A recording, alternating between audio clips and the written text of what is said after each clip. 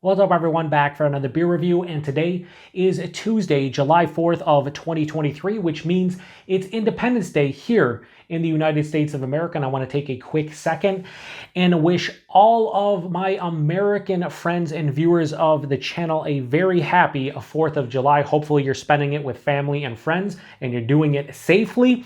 Now, typically when I celebrate some kind of holiday here on the channel, I try to review a beer that invokes the spirit or maybe a memory I have of said holiday. And I think I've done that today with this beer. So the beer I'm reviewing today once again comes from the Abomination Brewing Company, and they are a nomadic brewery that brews out of the 12% Beer Project location in North Haven, Connecticut. And this is their Drippy Popsicle, the Rocket Pop variant. So they're calling this one a Fruited Smoothie Sour with a cherry, lime, blueberry, and raspberry. It comes in at 5.5% alcohol by volume. No IBUs listed, time of review, and this can is just under 3 weeks old. So whether you call them Rocket Pops or Bomb Pops or Firecrackers or whatever you reference them as, they are, as you can see on the label here, the red, white, and blue popsicles that I know I've had plenty of times on the 4th of July, but throughout summer.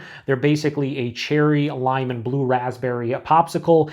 And I've reviewed a handful of Rocket/Bomb Pops beers on the channel, and I've always enjoyed trying them. The most recent one I did, I think, was Claw's Sour Me America. Pretty solid. Well, this is a heavily fruited version. I think I did one other heavily fruited one. It was from a local brewery here, Froth, and it was, I think, a couple years ago, and it was pretty damn good. So yeah, I'm looking forward to seeing what Abomination does with this. And I will say that I have had their Orange Creamsicle Drippy Popsicle. I reviewed that one last September, and it was one of the best orange creamsicle beers I've had in a very long time. It almost tasted like a real fruit bar orange creamsicle, like where the orange wasn't candied, it was like actual like orange juice, and it was delicious. So I have pretty big and high expectations for this one, because I think there's only 2 Drippy Popsicles, this and that one, and I'm hoping that they nail it. So we will see. That poured out this crazy purple color. You get all the, remnants of the fruit puree, the pectin, whatever you want to call it. So yeah, this straight up, this looks like purple Kool-Aid, to be honest with you. That's what it looks like, grape Kool-Aid.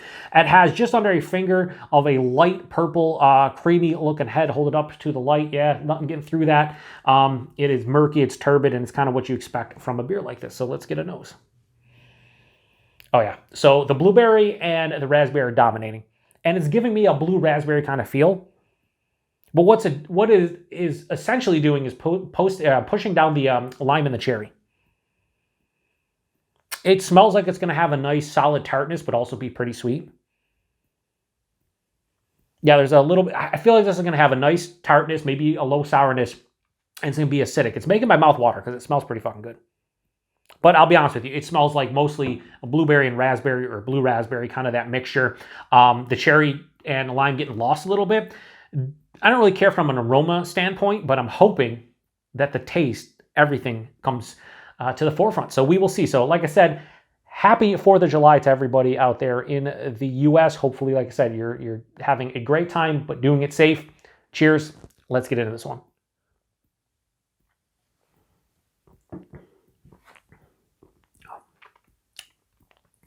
First things first, a couple things I appreciate right off the rip. Number one, this is not super sweet.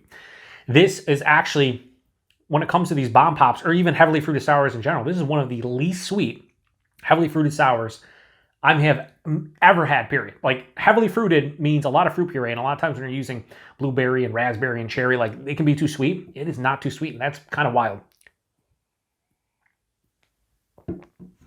The other thing I appreciate about this one, despite being a heavily fruited or fruited smoothie sour ale, it has a very dry finish. This is full on dry, and I like to say that this, when I review beers, are supposed to be Rocket Pops or Bomb Pops, but it almost gives me that, that popsicle stick, like slight dryness you get when you get down to the end of the popsicle stick. You get more of like a slight like tannin-esque from the wood, but like it has that kind of drying sensation. So those are 2 things I appreciate. Now, what don't I appreciate? Well,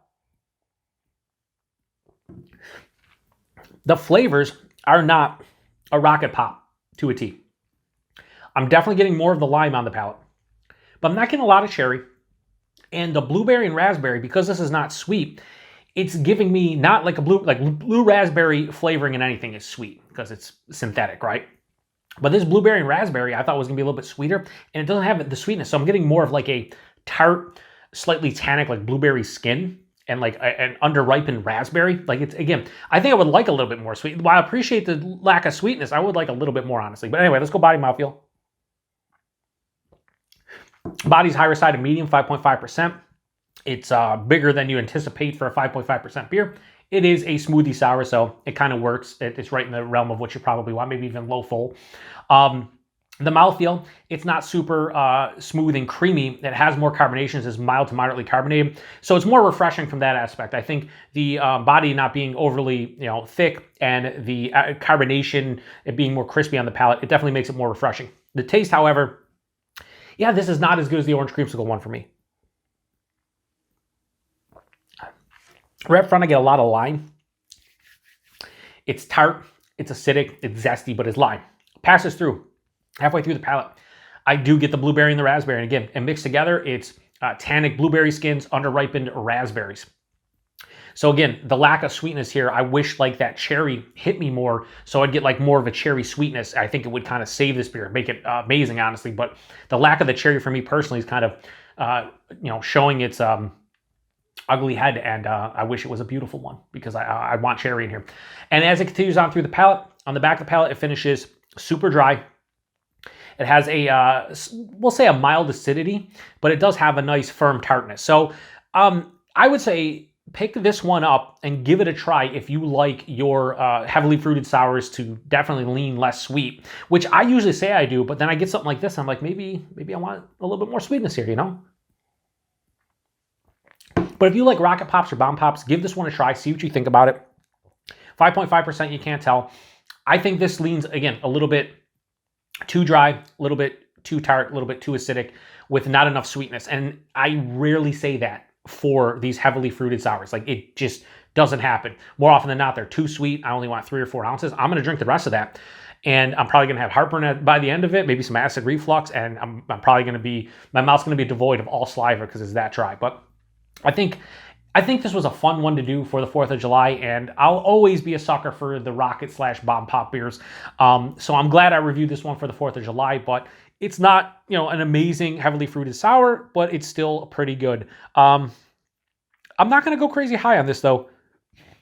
I was thinking between a high 3.75 and a low 4, but I think I'm going to give Drippy Popsicle, the Rocket Pop variant from Abomination, I'm going to give this a high 3.75 and go 3.85. Doesn't quite get in the low 4s. That's substantially lower. I gave the Orange Creamsicle 4.75. So I'm giving this almost a whole point lower.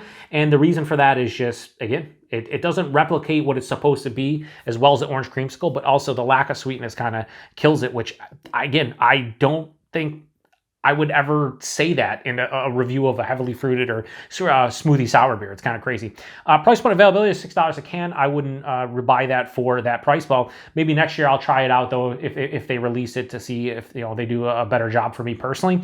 But $6 a can isn't, it's kind of the going rate for these beers. And availability, wherever you see Abomination, you probably should see this one. They released 3 different ones. I think they released this. They released a Rocket Pop Wandering into the Fog, and then I think they did a Rocket Pop Sour IPA. I forget the name of that, but they released 3 different beers with the Rocket Pop theme, and this is the one I picked up because, again, I had such a great experience with the Drippy Popsicle Orange Creamsicle variant that I thought this one would be right in my wheelhouse, and unfortunately it's not. So if you've had this one before, post in the comment section. I think they released this last year and they called it Bomb Pop instead of Rocket Pop, so I don't know if that's technically the same beer or they did something different with this year's.